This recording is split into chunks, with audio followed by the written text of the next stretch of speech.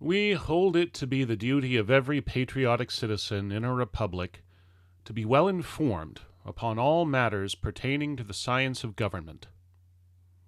He should understand and be able to discuss intelligently all great questions of public policy as well as he understands and discusses the affairs of his own immediate surroundings. He ought to be as well versed in the political economy as he is in domestic economy. This he ought to be well informed upon not only as a public and patriotic duty, but also because of his own private interests. For to the great mass of citizens taken as a body, the domestic economies will avail little, except to enable them to live upon less of their own earnings while sinking lower in the scale of civilization, if the policies of government shall be directed against their just interests.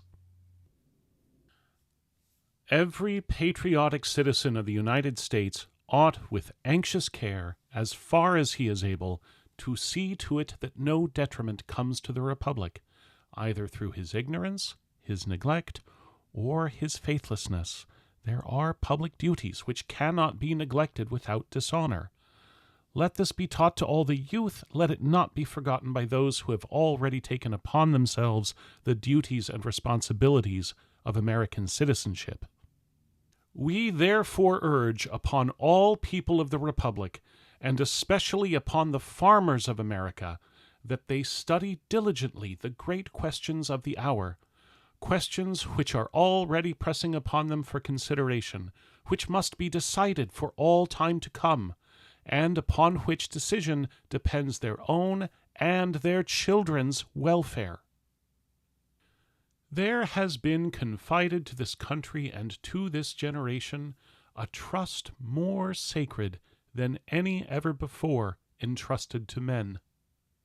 All the results of the efforts, the earnest thoughts, and sacrifices of 8 generations of free men who, in their struggles for the just rights of man, never took one backward step, have been placed in our keeping. These rights, this political freedom, this equal law for all, came not for the asking. Upon the altars of liberty which the fathers erected were immolated hecatombs of patriots. For freedom's sake they starved and wasted with sickness. For liberty they fought. For the equal rights of men they made sacrifices such as no people ever made before. At last, at the end of the great Civil War, the Constitution and the laws of the United States and of the several states were freed from the blemishes and inconsistencies which too long had been their shame and reproach. Then was enacted into the fundamental and statute law what was believed to be the fullest protection of individual rights. It was the glory of that supreme triumph that at last in America there was equal law for all. It seemed in that day of universal rejoicing and thanksgiving to Almighty God for liberty preserved that there was nothing more for the American citizen to do except to rejoice in the fullest freedom to posterity. The future was without a cloud. A quarter of a century has not yet passed. The veterans of that great conflict are still in the full vigor of manhood. And now a change has come over the people. Men's hearts are full of anxiety and dark forebodings. What is the matter? What has caused this change from universal confidence in the future to grave apprehensions and widespread discontent? A new power begins to make its influence felt, a power unknown to the fathers, and consequently, except in a general way, unprovided for by the laws of the country. Civilization itself is undergoing a change more far-reaching in its effects upon mankind than any change of which we have a record. The threatened conflict of forces, which is perhaps the inevitable result of this change, may well fill with apprehension those who now catch only a faint glimpse of the coming crisis. In this country, the foundation of government is based upon the principle that all men shall have equal rights under the law. There is already a contest for the preservation of those rights. In this contest, on one side, are arrayed the sympathies with which their traditions and their blood-bought history have filled the hearts of the American people. With their sympathies are also arrayed the interests of the people, their habits of thought, their hopes, their very liberties. On the other side are marshaled forces more rapacious and better organized than ever before attacked the rights of a free people. In our system of government, except in national concerns, the state has always been regarded as the guardian of the rights of its citizens, their sovereign protector, supreme in its decrees, with full power to enforce its mandates. But this new power, though a creature of the state, dares to attempt to control the state. Where its interests are concerned, it abrogates or ignores state boundaries, virtually creating for itself new domains. It seeks to control its action solely for its own interest, regardless of the rights of the people, although every detail of its policy is of vital importance to the welfare of the people whom it affects, and from whom it draws its sustenance. The revenues of this new power are enormous, exceeding in the aggregate revenues of the United States and all the individual states, together with the combined revenues of all the cities, towns, and school districts in the entire country. For its own aggrandizement, this power has been accustomed to tax the people without their consent, and that it may continue to tax them at all, notwithstanding the laws recently enacted for the people's protection, it now, through influences sometimes open but more often hidden, seeks as far as its interests are affected to rule the country. Under the lead of and in close sympathy with this new, well-organized power, are also other forces quietly but surely at work, tending to produce in America a new condition of society, which, for lack of any better term, may be denominated as that of master and dependent, a something the very reverse of that under which the great mass of the people have heretofore individually flourished, while the republic grew great without interfering with the largest personal liberty. The people are anxious and discontented. The forces against them are defiant and threatening. The people are told that because they are better fed, better clothed, and better housed than their fathers were 50 years ago, they have no cause of complaint. Do they who say this mean that all the benefits, blessings, and tremendous powers which steam, electricity, and improved machinery have conferred upon mankind during the last half-century shall be mainly monopolized by a few individuals? Is it indeed enough that a people are well-fed, decently clothed, and comfortably housed, while men are dependent upon the goodwill, or perhaps the caprice, of another? Are there no other aspirations among free men? If this is all, the condition of the stalled ox is to be envied. The men and women who landed at Plymouth Rock that cold December day might have been better fed and housed had they remained on the other side of the Atlantic. Yet, when in the early spring, after that fearful winter, the Mayflower returned, not one went back. With their sufferings and the new-made graves of one half their number, they had found on that wild coast also freedom. The men of 1776 might have paid the paltry tax which Britain attempted wrongfully to levy, but they would not. Do they who were gorged to repletion with the results of others' labor expect that a free people will continue tamely to submit, while they load down the country with their fraudulent stocks, block up the roads to market, shut out competition, manipulate prices, and by all the devious ways they well know how to organize, take possession of the people's government, and establish for the masses such a condition of life as would make them their dependents? Do they suppose that any considerable portion of the free men of this nation will, when they fully comprehend the situation, assent to a condition of things which places it in the power of a few individuals to so regulate the business of whole states that no man can be successful without their consent? Is it expected that the people of the United States will, without a protest, consent to be shut out from all intercourse and traffic with each other, except on terms prescribed by those who have set up toll gates in every city and village on the continent? Have they yet to learn that free men will not surrender their independence of thought and action until their aspirations have been so blunted by long years of oppression that all manhood is lost? Or is it indeed proposed to establish such a condition for Americans in America? But the injury to the people of being taxed without their consent, and all the other evils entailed upon the country by this tremendous power, are insignificant compared with its ability to corrupt.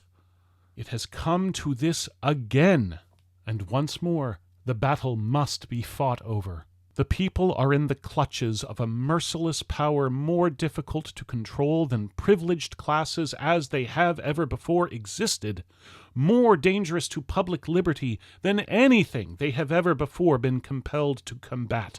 This new foe to freedom, as at present managed, organized for greed and existing to corrupt, spreads its baneful influence everywhere.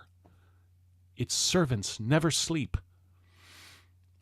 Its tax-gatherers collect tribute day and night. Its spies are in every community. Men in places of public trust and honor are its paid adherents.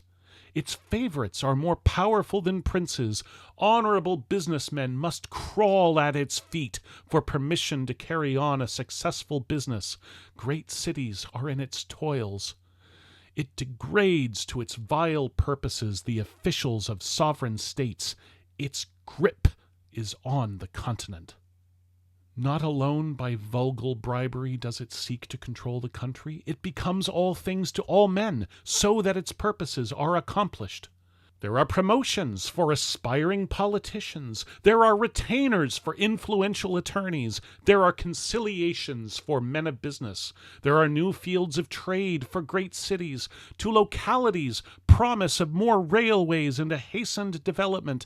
There are shops for small towns and stockyards for those more ambitious. There are holiday excursions at reduced rates for the masses.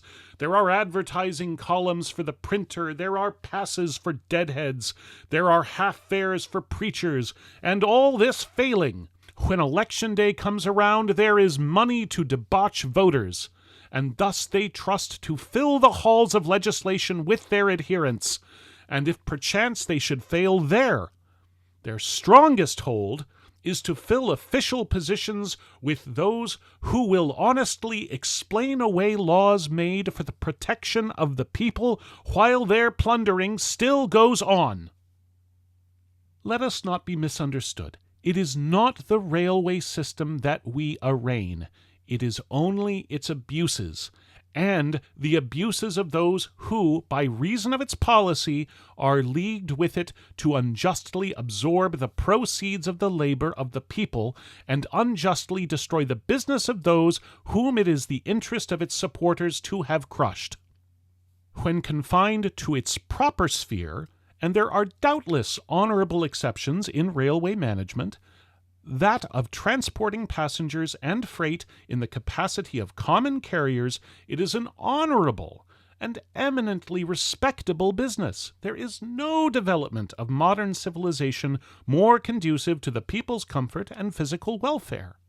But when it attempts for its own base purposes to govern states, when it uses its great powers to neutralize or defy the law, when, through its matchless facilities for organization, it attempts to control the business of the country or any part of it, regardless of the people's rights, when it is turned into a piece of machinery for unjustly extorting money from the people, for building up those who do its bidding, for crushing out those whom it cannot control, it becomes, like every other despotism, an instrument of oppression, inimical to the public welfare and obnoxious to every lover of what is fair and right.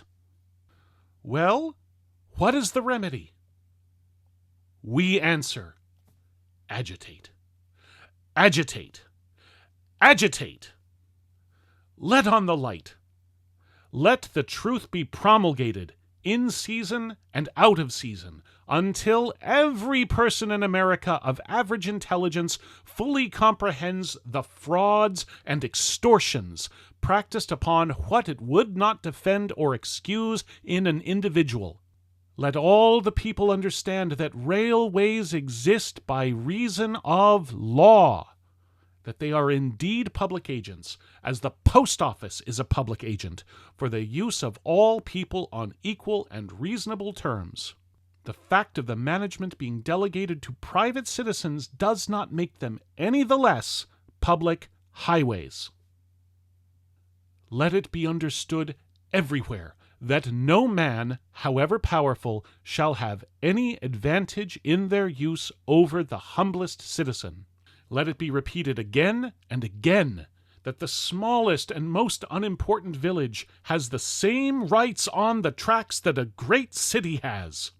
These rights cannot be abridged without infringing on the liberties of the people. There must be no discrimination in favor of person or place. These principles are embraced in the interstate law. Let the people see to it that they are not frittered away by legal technicalities or a failure to execute that law. Stand by the Interstate Commission as long as it stands by the rights of the people, but blast with public indignation any man or set of men who shall dare to betray an executive trust by belittling or explaining away the laws already enacted for the people's protection. If the law proves defective, make it efficient. In no case let it be repealed.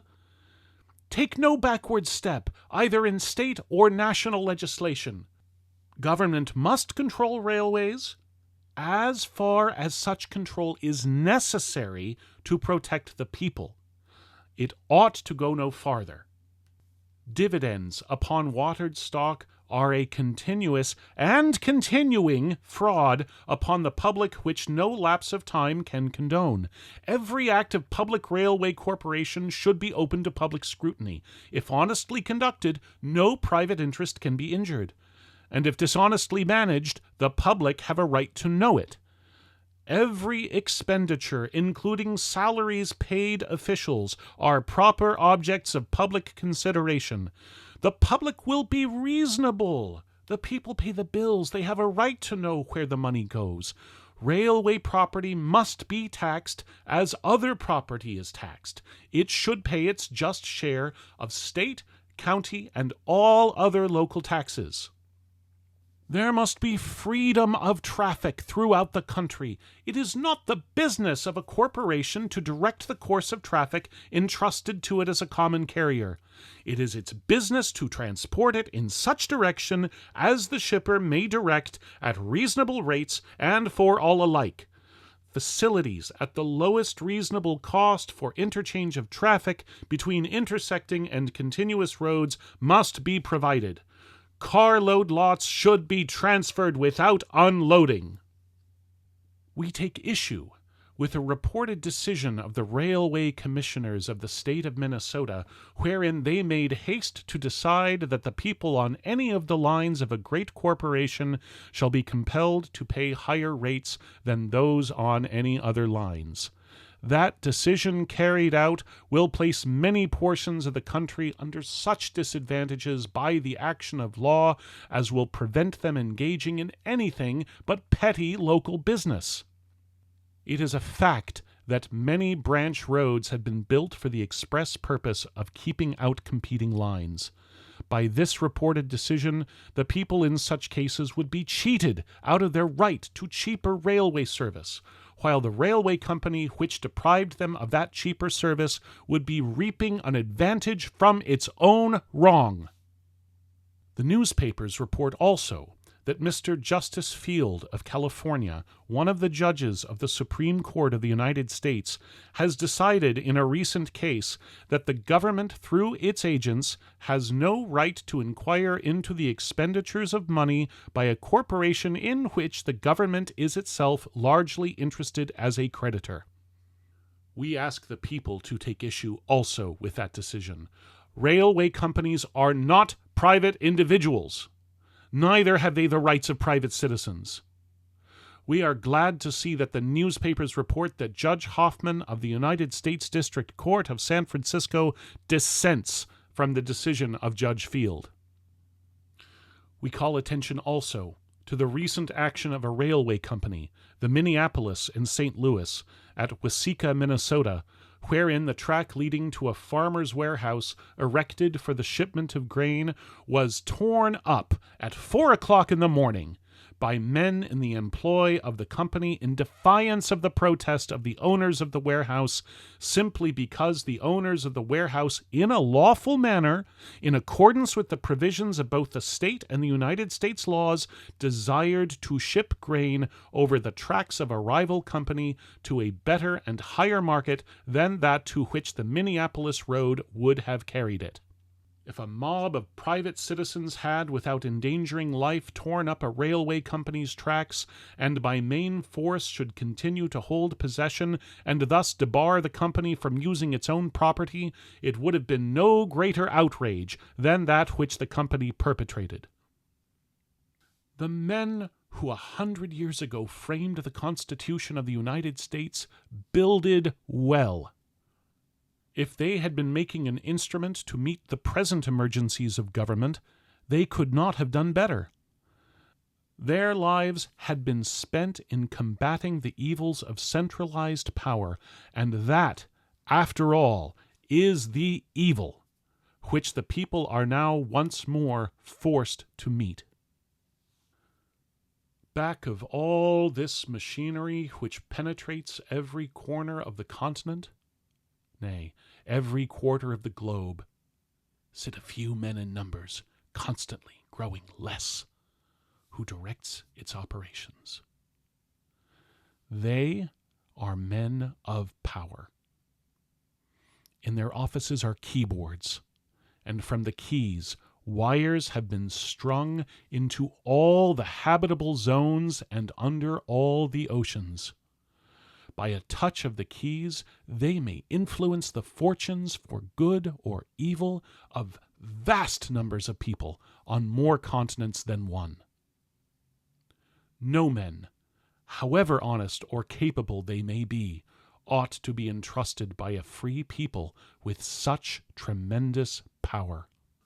Nor can a people who, under such circumstances, quietly submit to the abuses which have been heaped upon the people of many sections of the country for the last few years, long remain free.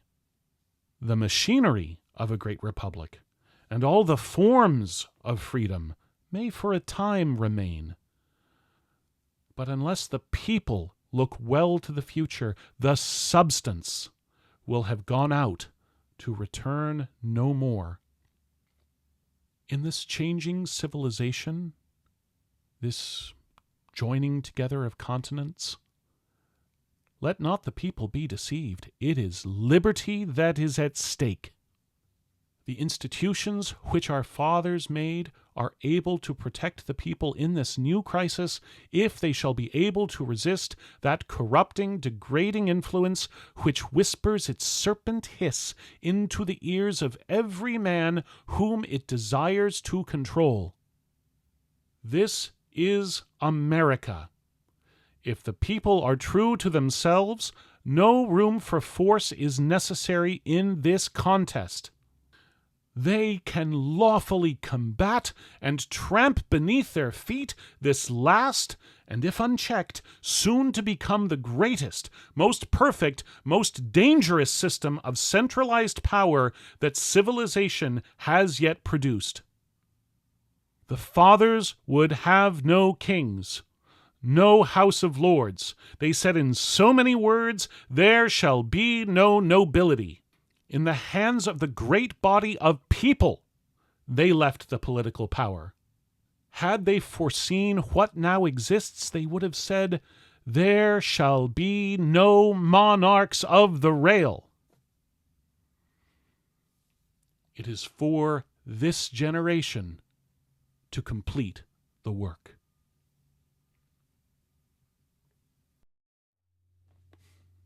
Hi, I'm Richard Barrett, and General Theodore Harvey Barrett the First was my great-great-grandfather, and also the namesake of my son, Theodore Harvey Barrett II. And I first heard about my great-great-grandfather from his granddaughter, my dad's Aunt Frances, when I was 12, maybe 13. I've come to understand that she was the family historian in a lot of respects, and she had quite a lot to say about the general. Now, she had never met him. He had died in a horse accident 8 years before she was born, but nonetheless, she had uncovered a lot of really fascinating elements of his past, and I was captivated.